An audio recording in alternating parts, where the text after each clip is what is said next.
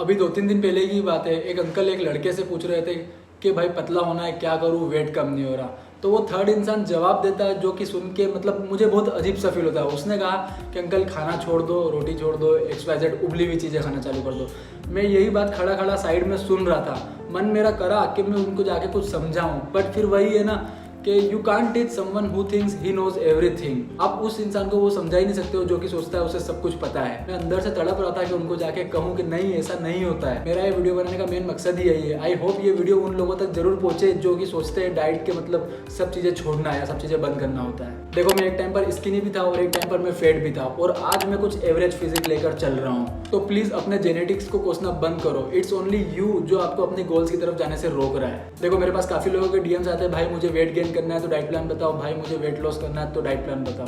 अब कुछ लोगों को उनके हिसाब से कस्टमाइज मैंने डाइट प्लान भी दिए हैं, पर हर किसी को इंडिविजुअली देना ऐसे पॉसिबल नहीं है, इसीलिए मैं ये वीडियो बना रहा हूँ। आज इस वीडियो में हम कुछ ऐसी बात करेंगे कि आपको ही समझ आ जाएगा कि आपके लिए क्या सही है और क्या गलत। अगर आप लोगों को वेट गेन करना है तो उसकी डाइट आप अपने हिसाब से कैसे बनाओ वो भी समझ जाएगा, और अगर आप लोगों को वेट लॉस करना है तो उसकी डाइट भी आप कैसे बनाओ वो भी आप लोगों को इस वीडियो के एंड तक समझ आ जाएगा। एंड हाँ, एक बात यही क्लियर कर दूं, मेरे पास 4-5 लोगों के अलग अलग DM आए थे कि भाई वेट गेन करना है तो उसकी एक्सरसाइज बताओ, और एक का तो आया था भाई वेट लॉस करना है तो उसकी एक्सरसाइज बताओ।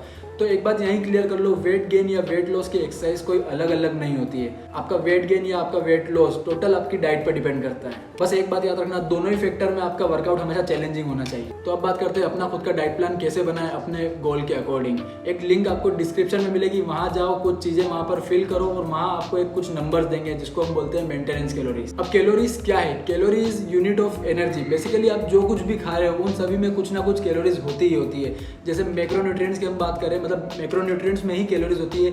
1 ग्राम प्रोटीन में होती है 4 कैलोरीज, 1 ग्राम फैट में होती है 9 कैलोरीज, और 1 ग्राम कार्बोहाइड्रेट्स मतलब कार्ब्स में होती है 4 कैलोरीज। जैसे for example 100 gram peanut butter में होती है 550 कैलोरीज, और सेकेंड में आपको कुछ दूं तो जैसे मिल्क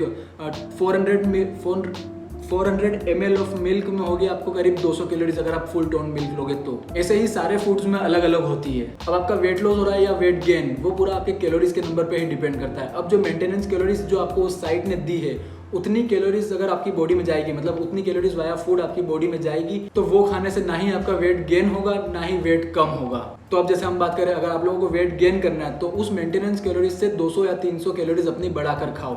मतलब अगर सपोज आपकी मेंटेनेंस कैलोरीज आई है 2000, तो उससे थोड़ा 200-300 बढ़ा के खाओ, मतलब 2200 या 2300 करें। और अगर आप लोगों को वेट लॉस करना है तो उससे 200-300 कम खाओ, मतलब अगर 2000 आई है तो 1700 या 1800 मैक्स। ठीक है, तो ये हुई कैलोरीज की बात। अब सेकेंड गोल होना चाहिए आपका प्रोटीन गोल हिट करना, जो कि उस कैलोरीज में रहकर ही आपको हिट करना है। और प्रोटीन गोल दोनों ही फैक्टर में, आइदर वेट लॉस या वेट गेन, दोनों ही फैक्टर में आपके बॉडी से डबल होना, मतलब बॉडी वेट से डबल होना चाहिए। क्योंकि देखो, मसल बिल्ड करनी है तो प्रोटीन तो जरूरी है ही, और साथ ही साथ फैट लॉस में भी प्रोटीन बहुत ज़्यादा जरूरी है।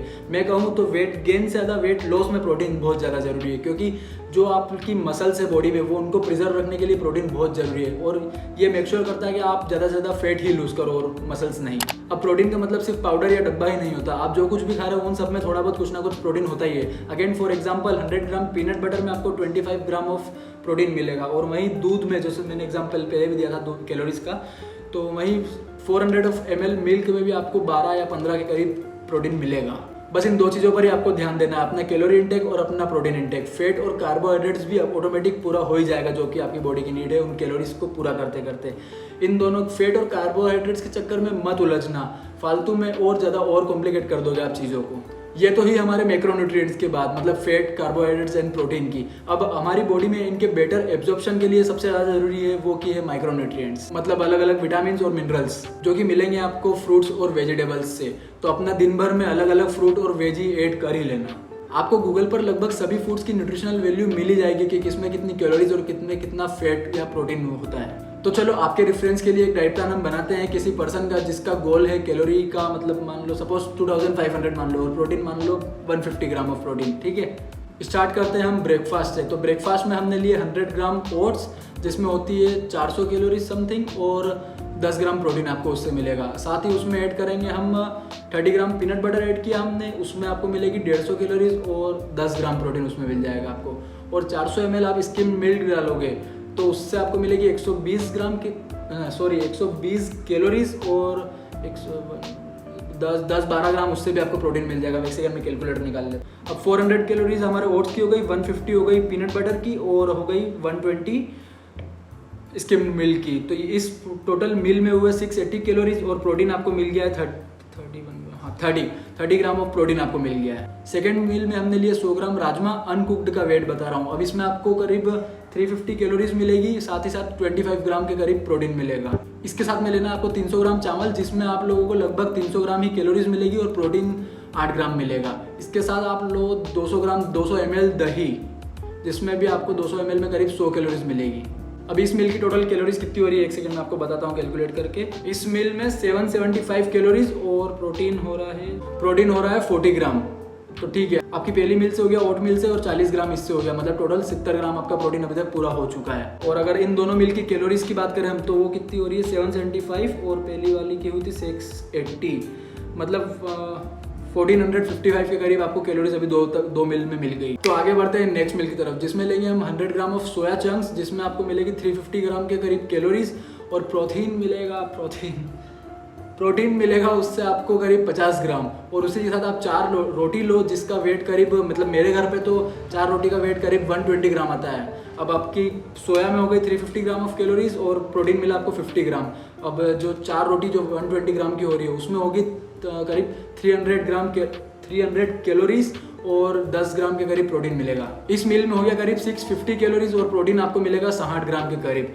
अब मैं ये सिर्फ एक आइडिया के लिए बता रहा हूँ और मैं आपको एक सजेशन दूंगा, इस मील को आप 2 पार्ट में डिवाइड कर लेना, क्योंकि आपकी बॉडी कभी भी इतना ज़्यादा प्रोटीन एक साथ में एब्जॉर्ब कर ही नहीं पाएगी, वो फालतू में फ्लश आउट हो जाएगा। ओके, सो दिन की लास्ट मील होगी आपकी 100 ग्राम ऑफ पनीर, जिसमें आपको 300 ग्राम के करीब कैलोरीज मिलेगी और प्रोटीन मिलेगा 20 ग्राम के करीब। ये हो गया आपका 2500 कैलोरी मील प्लान और 150 ग्राम ऑफ प्रोटीन जिसमें कंप्लीट हुआ है। एक बार फिर से कह दूं, मैक्रोन्यूट्रिएंट्स का ध्यान रखते रखते ये मत भूल जाना कि माइक्रोन्यूट्रिएंट्स भी बहुत ज़्यादा जरूरी है।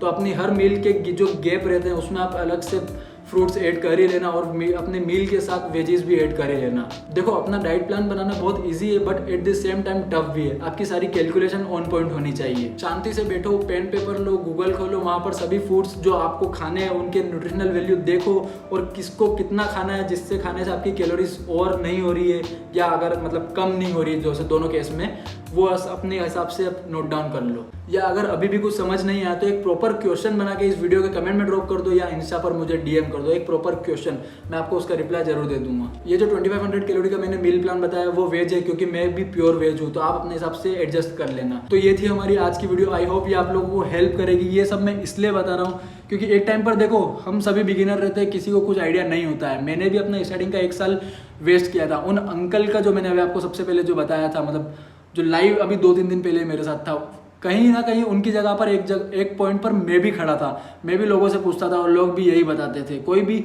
सही फंडा कभी नहीं बता पाया था मुझे कोई इन्फ्लुएंसर नहीं बनना है, मुझे बस लोगों को मोटिवेट और इंस्पायर करना है सही डायरेक्शन में जाने के लिए, क्योंकि जा तो लोग ऑलरेडी रहे हैं, मतलब मेहनत तो कर रहे हैं पर सही डायरेक्शन में नहीं कर रहे हैं। यहाँ तक वीडियो में बने रहने के लिए दिल से शुक्रिया। Thank you so much, bye.